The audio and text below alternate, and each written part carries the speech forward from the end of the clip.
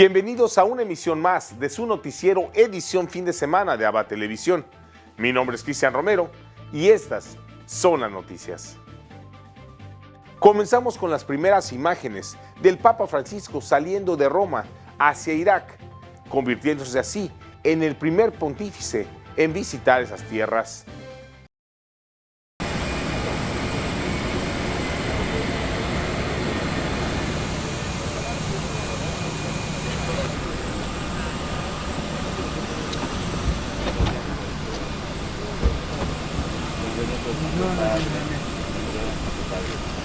Una vicina con acqua benedetta.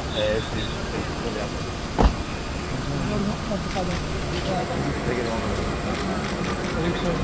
Si sente vicino.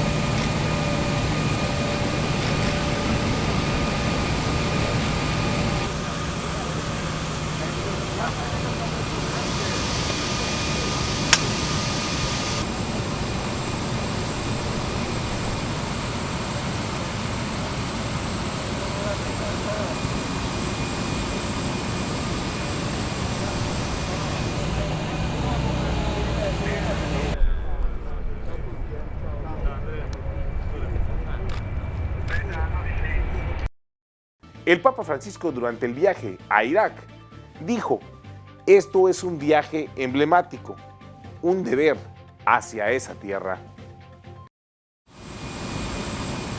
El avión en el que viajaba Francisco rumbo a Irak despegó de Roma a las 7:45 de la mañana. Algo más de una hora después, el Papa se acercó a la parte trasera del avión a saludar a la prensa.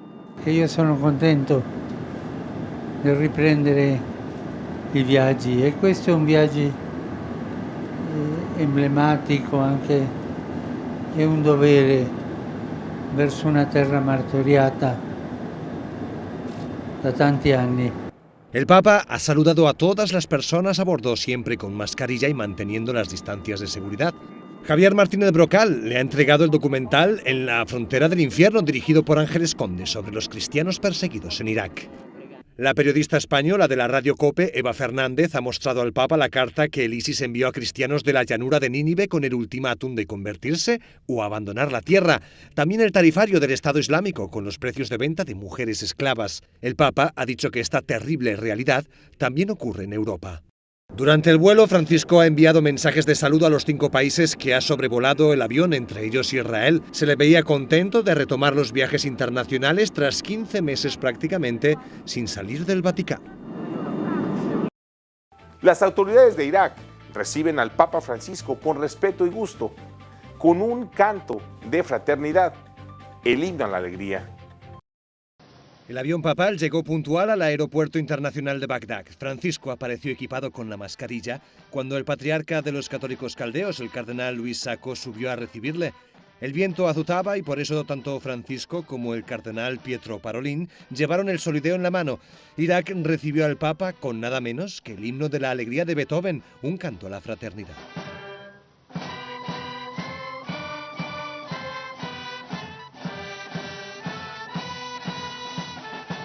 El primer ministro de Irak, Mustafa al-Kadhimi, acompañó a Francisco a la llamada zona VIP del aeropuerto.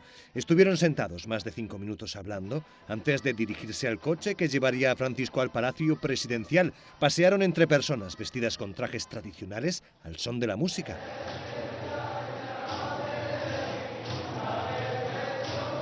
Por el camino, en algunos puntos, los iraquíes mostraron su afecto al Papa equipados con las banderas de Irak y el Vaticano. Francisco se convirtió así en el primer pontífice en poner sus pies en este país. Las autoridades de Irak reciben al Papa Francisco con respeto y gusto, con un canto de fraternidad, el himno a la alegría. Irak recibió al Papa con todos los honores. Su entrada en el Palacio Presidencial fue así de majestuosa. Francisco fue recibido por el presidente Barham Ahmed Salih. En el patio, la orquesta entonó primero el himno del Vaticano y luego el de Irak. Tras el saludo a las delegaciones, el presidente presentó a su mujer al Papa y los tres entraron en el palacio. Francisco cojeó bastante entre un desplazamiento y otro, probablemente por sus problemas de ciática. Sin embargo, se le vio de buen humor. Tras una reunión de unos 20 minutos, el Papa regaló al presidente este medallón con la figura de Abraham. El tono del encuentro era muy distendido y cálido. El presidente trasladó al Papa todo su afecto, también públicamente durante el discurso. Allí señaló lo importante que es para Irak superar las diferencias culturales y religiosas, por eso agradeció a Francisco su visita.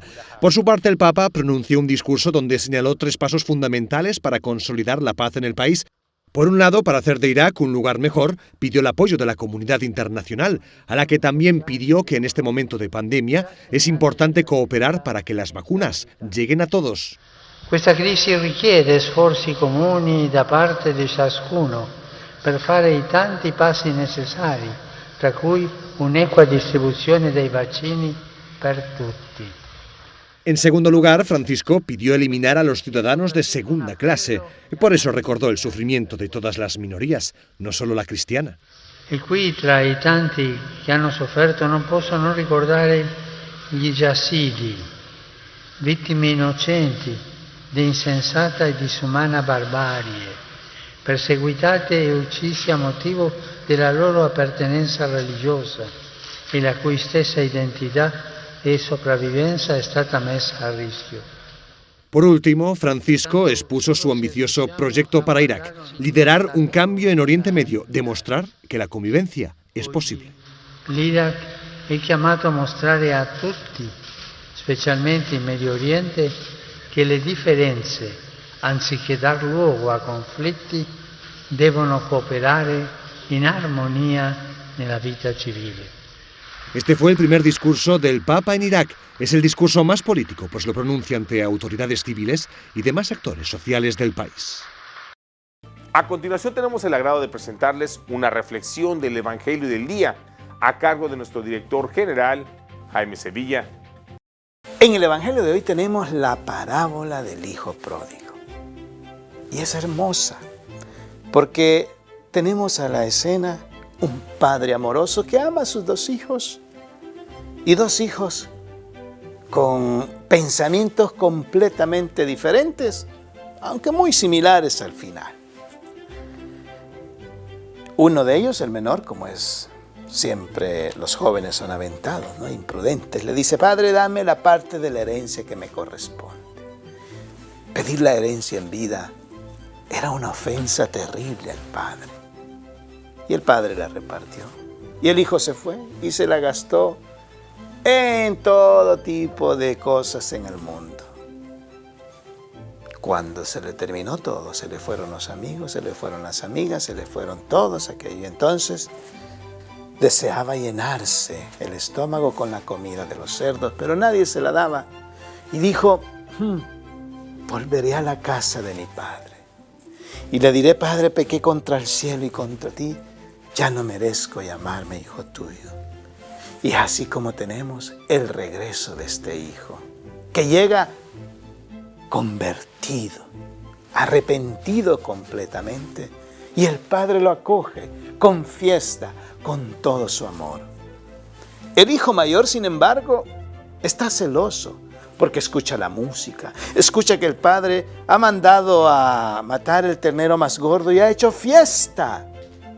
Y entonces le dice al padre que no va a entrar. El padre le suplica y le dice: hijo, todo lo mío es tuyo, pero ahora hay que hacer fiesta porque tu hermano ha regresado. Y el hijo se va. ¿Cuál de los 2 realmente era el hijo bueno? Ninguno. Pero ¿cuál de los 2 muestra el Evangelio que recapacitó? Este menor. Porque el hermano mayor se quedó con su soberbia, con su orgullo, y en realidad estaba con el Padre, no por amor, sino por interés a la herencia. Señor, ayúdanos a ser desinteresados. Que así sea.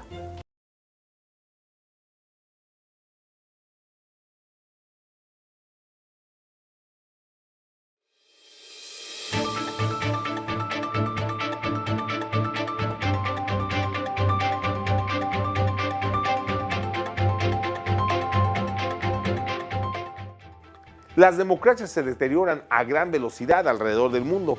Ampliamos más en la siguiente nota, traída gracias a la cortesía de La Voz de América. El deterioro de la democracia en el mundo se está acelerando en 73 países que en 2020 disminuyeron sus índices en el cumplimiento de los derechos políticos y las libertades civiles. Estos países, según expone el más reciente informe de la organización Freedom House, representan el 75% de la población mundial. Al mismo tiempo, la brecha entre países catalogados como no libres y aquellos que mejoraron su condición ha alcanzado su nivel más alto desde el 2005. El estudio reveló además que países como Estados Unidos e India empeoraron en su clasificación debido también a la pandemia de COVID-19. Un factor importante este año ha sido definitivamente el COVID-19, que ha permitido particularmente a gobiernos que ya eran autoritarios o populistas a utilizar COVID como una excusa para mayor control, menos transparencia y particularmente menos disidencia en cuanto a las libertades y los derechos políticos. La situación es preocupante según Gerardo Bertin, director de los programas de América Latina y el Caribe de la ONG, pues los actores autoritarios se volvieron más osados, mientras las principales democracias enfocaron la mirada hacia problemas más internos. China, señala Freedom House, intensificó su campaña de censura y el uso de militares, mientras Estados Unidos vivió un deterioro en el último año de presidencia de Donald Trump por las campañas de desinformación sobre el coronavirus y el resultado de las elecciones. En América Latina, el deterioro ha afectado a toda la región, no solo en lugares como Cuba, Venezuela y Nicaragua. Perú, por primera vez este año, ha sido desclasificado de libre a parcialmente libre por toda la inestabilidad política que ha ocurrido en los últimos 3 años, donde han cambiado presidente 4 veces y ha generado una cierta inestabilidad. A pesar de las dificultades, los actores de la democracia siguen resistiendo, concluyó el informe. Países como Uruguay, Costa Rica y Chile mantuvieron las condiciones que garantizan la libertad. Jacopo Luzzi, Voz de América, Washington. Un robot forestal autónomo tiene la capacidad de plantar hasta 10 hectáreas de árboles en 1 hora. Ampliamos más en la siguiente nota. En menos de 6 horas, este robot puede plantar 1 hectárea de bosque. La sembradora veloz como la tala puede llevar hasta 300 árboles jóvenes, nos dijo Prit Velak, a cargo del desarrollo civil del proyecto de una compañía de robótica en Estonia. 2 funciones diferentes, una para la plantación y la otra para corte fresco o cuidado temprano. Y básicamente con la plantación podemos capturar el CO2 de la atmósfera y el corte fresco asegurará la calidad del bosque. El robot forestal autónomo que puede plantar y nutrir árboles ayuda a combatir una necesidad apremiante, ya que en poco más de 100 años el mundo perdió tantos bosques como en los 9.000 años anteriores. Queríamos darle algún tipo de buen uso y por eso optamos por la silvicultura, ya que creemos que en la silvicultura realmente podemos mitigar el cambio climático. Según el Foro Económico Mundial, se pierden 10 millones de hectáreas de árboles cada año debido a la agricultura y a la tala. Y para poder revertir la pérdida de cobertura forestal y ayudar a mitigar el cambio climático, se necesitan de árboles, fuentes de vida. Es sumamente importante que todos vean y sepan qué tipo de herramientas de mitigación tenemos en este momento para mitigar el cambio climático o convertirnos en CO2 neutral. Plantar los árboles en los lugares adecuados es determinante para su crecimiento eficaz, nos dijo el experto. La deforestación contribuye con el 15% de todas las emisiones globales de gases de efecto invernadero. Alonso Castillo, Voz de América, Miami. Ahora nos vamos a El Salvador. Las autoridades nos dan valorizaciones fiscales sobre el caso del Mozote. Como parte de la representación legal de las víctimas de la masacre de El Mozote y sitios aledaños en la causa judicial, Cristosal informó que a través de sus representantes acreditados en el caso, la Fiscalía General de la República formuló una solicitud de recusación del juez de la causa, Jorge Guzmán Urquía. Y es contradictorio que una entidad fiscal que se ha caracterizado en el caso del Mozote y en otros casos por la pasividad, por no ejercer con la debida diligencia su mandato en la investigación de los crímenes de guerra y de lesa humanidad, ahora plantea una acción para obstaculizar el caso que ha avanzado más en la búsqueda de la justicia transicional en El Salvador. es una incoherencia de la Fiscalía. Bueno, primero comentarles de que el escrito que presentó Fiscalía General de la República mencionan que se está violentando el principio de igualdad de las partes y también mencionan de que el juez es imparcial.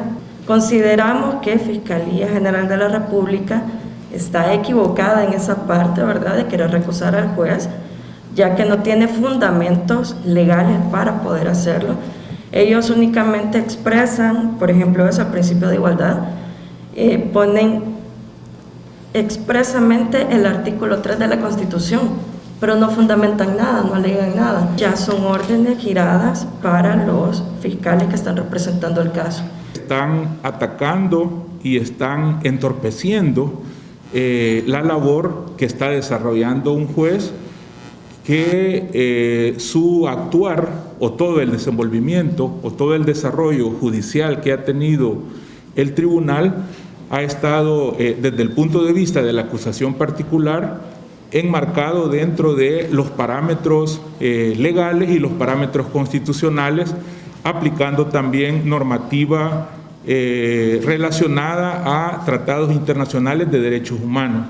Hacemos un llamado al señor Fiscal General de la República, Raúl Melara, a que revise esta decisión y esta acción y que corrija esta pretensión de separación del juez de la causa.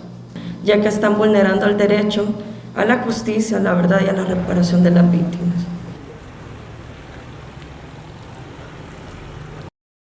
Ahora nos vamos a Sudamérica con nuestro amigo, el padre Manuel Rodríguez Rodríguez, misionero claretiano de nuestra cadena hermana JN19 Televisión, con un reportaje especial desde Lima, Perú, de lo que está ocurriendo en ese país. Reporta para la cadena de televisión ABA y JN19 del Perú el padre Manuel Rodríguez Rodríguez, misionero claretiano desde Lima. El Perú católico sigue orando para que el viaje del Papa Francisco sea todo un éxito espiritual, que logre el objetivo sobre todo de ser mensajero de paz y de concordia y de unión entre las religiones también. Este es su propósito y lo va logrando, gracias a Dios. El arzobispo de Arequipa, Monseñor Javier del Alba, está pues proclamando lo que un católico no puede asumir ni votar a ningún candidato, no puede votar a ningún candidato que defienda el aborto, la eutanasia, el mal llamado matrimonio homosexual y la adopción de niños por parte de parejas homosexuales. Con mucha fuerza, con mucha energía, y en la verdad pues está diciendo algo que tenemos que saber todos los católicos. No podemos nosotros hacer que maten a los niños en el seno materno, que se maten a las personas ya poco útiles a la sociedad y que se legalice un matrimonio que no es matrimonio. Bien, pues estamos en estas disyuntivas, en estas discusiones también por otros partidos. El presidente del gobierno, Sagasti, ha dicho que la próxima semana, como todas las semanas, llegarán 50.000 vacunas Pfizer, que es lo normal, y además de eso llegarán también 117.000 que a través de la distribuidora COVAX Facility. Este lunes comienzan las vacunas para la tercera edad, adultos, los adultos mayores, para 3.000. Este lunes serían como 3.000, el martes como 8.000 y también las Fuerzas Armadas. El gobierno dispone de más de 15.000 personas que vacunan y también cuenta con más de 10.000 de las Fuerzas Armadas. Es una buena noticia que vamos avanzando, aunque sea poco a poco. Pfizer mandará en abril ya 800.000 vacunas hasta completar después, mes tras mes, los 20 millones de vacunas que están contratadas. Quedan 36 días para las elecciones y la Junta Nacional de Elecciones ha dado paso libre a 3 candidatos que habían sido desplazados y prohibidos por el jurado de Lima. Son Rafael López Aliaga, también Forsyth y Galvez. Pues adelante y que las propuestas sean buenas y que gane el mejor. Hay como 4 millones de adultos mayores que vamos a recibir esta vacuna. No sabemos todavía cuándo, pero se está ya avanzando. Una pena que más de 400.000 niños en Perú han perdido el año escolar del año 2020 porque unos no tenían internet, otros no tenían computadoras, por tantos motivos. Bien, también tenemos que recordarles que el turismo se va abriendo camino en Arequipa para ir al Valle del Colca y otras cosas, pues dan los billetes 2 por 1 y esto es facilitarlo. Reportó desde Lima el padre Manuel Rodríguez, misionero claretiano.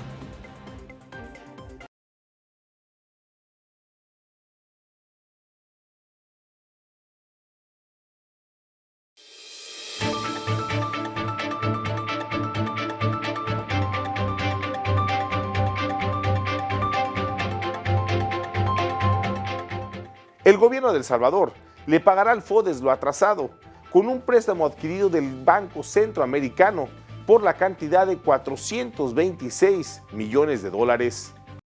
El gobierno anunció que busca adquirir $426 millones en deuda con el Banco Centroamericano de Integración Económica para pagar el FODES que le debe desde junio de 2020 a las alcaldías. Nosotros estamos haciendo una gestión, le mandé una carta al BCIE solicitando alrededor de 426 millones, creo que eran los que hemos solicitado, previendo que se pudiera acumular un mes o 2 meses más, ¿no? Y que la caja fiscal no tenga la capacidad para poder realizar el desembolso. Entonces previmos eso y solicitamos más o menos 426. Estamos gestionando con ellos y una vez terminemos la gestión, pues se realizará el desembolso. El titular de Hacienda, Alejandro Zelaya, reiteró que trabajan en una propuesta de reforma al sistema de pensiones. El presidente dijo, vamos a hacer una reforma integral de pensiones que beneficie en un primer momento al cotizante, en un segundo momento al Estado y en un tercer momento a los que administren los fondos de pensiones en ese momento. Zelaya también confirmó que el pago de la pensión mínima correspondiente a febrero ya fue desembolsado, pero que estarían buscando otros mecanismos para darle sostenibilidad. De ahí con lo de la pensión mínima, pues sí, ya se ha realizado el pago. Ahorita evidentemente no he podido ir a verlo y constatarlo, pero si algo malo hubiera pasado ya estaría yo enterado, ¿no? El funcionario confirmó que no entregaron deuda política a ningún partido y esperarán los resultados finales de las elecciones para pagarla, a medida solventen los compromisos económicos. El Papa Francisco, durante su visita apostólica a Irak, pisa la catedral que fue destruida por Al Qaeda hace 10 años.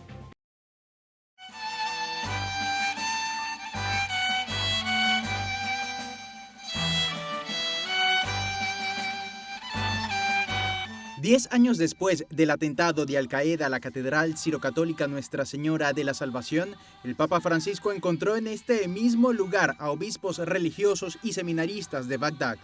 Francisco recordó el testimonio de los 48 mártires en proceso de beatificación, además de 9 musulmanes.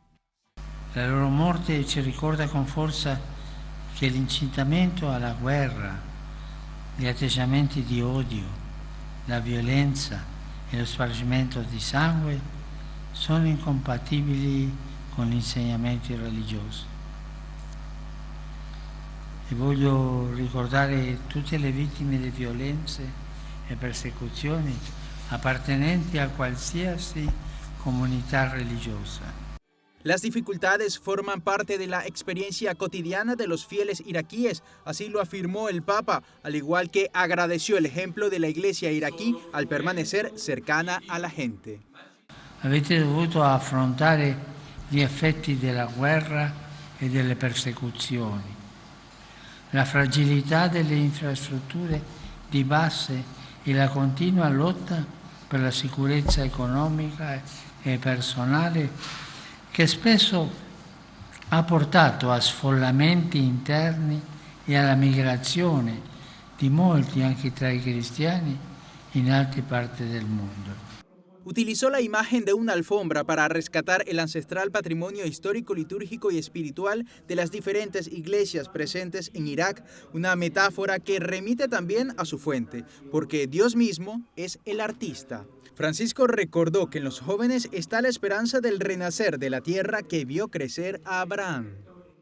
Benché giovani, infatti, la loro pazienza è già stata messa duramente alla prova dai conflitti di questi anni, ma ricordiamoci loro insieme agli anziani che sono la punta di diamante del paese, i frutti più saporiti dell'albero.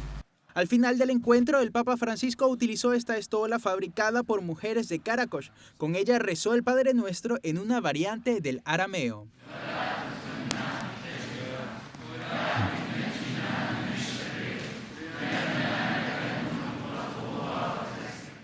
Gestos que llevan esperanza a los cristianos perseguidos, y es que Irak no volverá a ser la misma nación. Ya desde los días previos a la visita del Papa ha habido un gran cambio. Cristianos, musulmanes, todos hablan de la paz, de convivencia armoniosa, incluso de la lucha contra el fundamentalismo y la violencia. Es algo muy positivo. Así concluyó la primera jornada de Francisco en Irak como peregrino de la paz. Hoy, 7 de marzo, en el Santoral de la Iglesia, celebramos el Día de las Santas Felicidad y Perpetua. Conozcamos sus historias. Mientras el público enardecido las reclamaba en el centro de la arena, los guardias forcejeaban con ellas para imponerles las vestiduras que las sacerdotisas paganas usaban en su culto a la diosa Ceres. Pero como Perpetua y Felicidad oponían una feroz resistencia, pretendieron exponerlas desnudas y con mayor razón, las dos mártires se defendieron con bravura.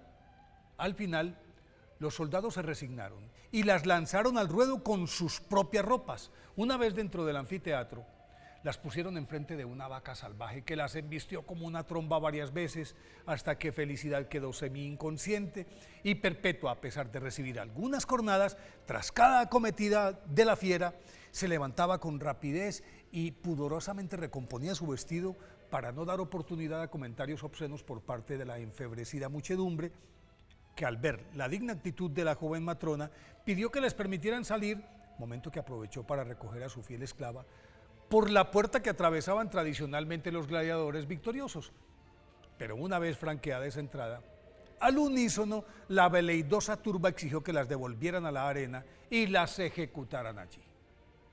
Perpetua, nacida a finales del segundo siglo en Cartago, África, era una piadosa joven cristiana cartaginesa, casada con un noble romano que, aunque pagano, le permitía que en su palacio se reuniera un creciente grupo de seguidores de Cristo, lo cual evidentemente preocupaba a las autoridades de la ciudad, que para deshacerse de ellos, aprovecharon la oportunidad que les brindaba el decreto promulgado por el emperador Septimio Severo, en el que ordenaba a todos los súbditos del imperio realizar sacrificios a los dioses romanos, rendirle culto divino al mismo monarca y prescribía atroces castigos, incluida la muerte, a quienes infringieran esa ley. Así las cosas, a principios del año 203, fueron arrestadas Perpetua y sus compañeros Felicidad, su fiel esclava que estaba embarazada de su esposo que se llamaba Revocato, que también fue detenido, más Secundino y Saturnino, otros dos prosélitos, a los que se les unió voluntariamente Sáturo, el diácono que los había catequizado a todos. En principio, los confinaron en una oscura y estrecha mazmorra de la que, por benevolencia del jefe de los carceleros, fueron trasladados a otra estancia más cómoda en la que Perpetua pudo amamantar a su pequeño hijo y Felicidad dar a luz una niña de la que se encargó un matrimonio cristiano. El 7 de marzo del 203, día en el que se celebró el juicio, Santa Perpetua, a pesar de que su padre le rogó delante del tribunal que abjurara de su fe por amor a él y a la familia, y le llevó a su hijo para quebrar su voluntad, sin vacilación alguna se reafirmó en su fe, y con la misma firmeza Santa Felicidad y los demás acusados se declararon cristianos. Entonces, Los hombres fueron arrojados a los hambrientos leopardos que en poco tiempo los devoraron. Y en vista de que las dos mujeres condenadas a ser embestidas por una fiera vaca sobrevivieron a sus cornadas, a petición de los delirantes espectadores, pusieron sus cuellos a disposición de los verdugos. Santa Felicidad fue decapitada en el acto, pero el ejecutor de Santa Perpetua era inexperto y por eso ella, después de 3 mandobles fallidos, tuvo que tomar la espada con la mano y colocarla en el punto justo de la nuca para facilitar el trabajo del esbirro, que al fin pudo asestar el tajo definitivo. Por el hecho de ser mártires subieron a los altares inmediatamente. Por eso hoy, 7 de marzo, día de su festividad, pidámosle a las santas Perpetua y Felicidad que nos enseñen a proclamar el nombre de Jesús sin miedo. Y para finalizar el noticiero del día de hoy, les invitamos a que nos unamos en oración con el Papa Francisco por su intención para el mes de marzo, que es la confesión, un sacramento que es digno de cada uno de nosotros. Vivamos. Y así hemos llegado al final de una emisión más de su noticiero, edición fin de semana de ABA Televisión. Muchas gracias por su preferencia y continúen con nuestra programación.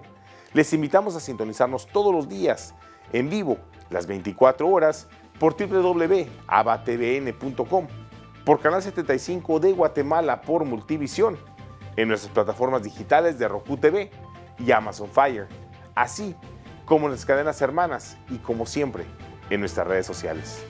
Ahí nos vemos y que Dios les siga bendiciendo.